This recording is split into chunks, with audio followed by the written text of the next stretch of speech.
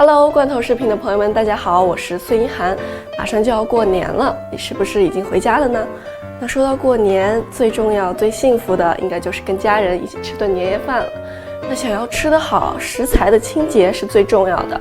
今天我就来教大家怎样把食材清理得干净。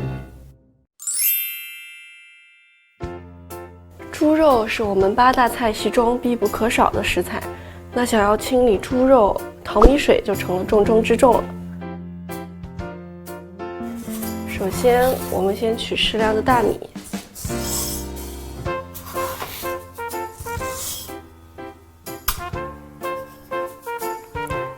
去装上水，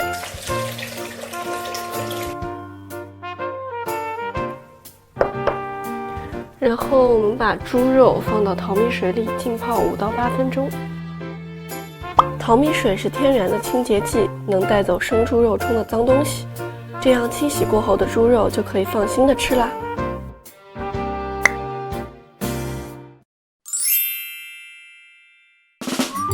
蘑菇汁多肉美，营养丰富，自古以来就被列为是上等食材，尤其是女性多吃蘑菇，不仅可以去皱淡斑，还可以美容养颜。这蘑菇虽好，可不好清洗。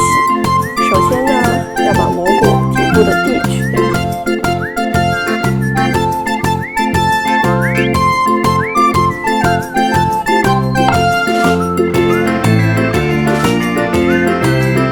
然后我们放少许食盐，让它在水里浸泡一会儿。这样夹杂在蘑菇中的泥沙就可以洗出来了。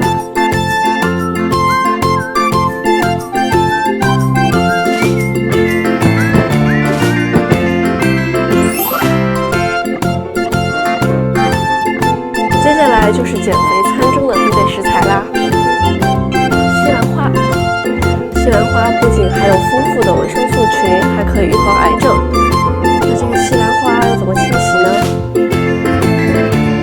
首先，我们先拿刷子轻刷菜花的表面，然后我们把西兰花切成一小朵一小朵。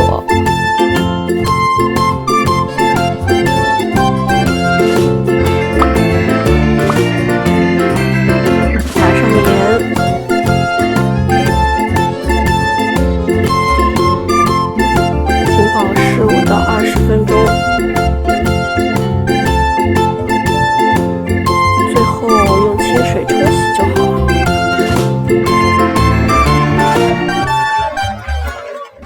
好啦，罐头视频的小伙伴们，今天教大家的这些清理食材的小妙招，你们都 get 了吗？新年回家记得要多陪陪父母，帮他们做一些力所能及的小事情。除了这些之外，还要记得去电影院看由我主演的电影《西游记女儿国》。我在这里祝大家新年快乐，阖家幸福，通过罐头视频让生活更美好。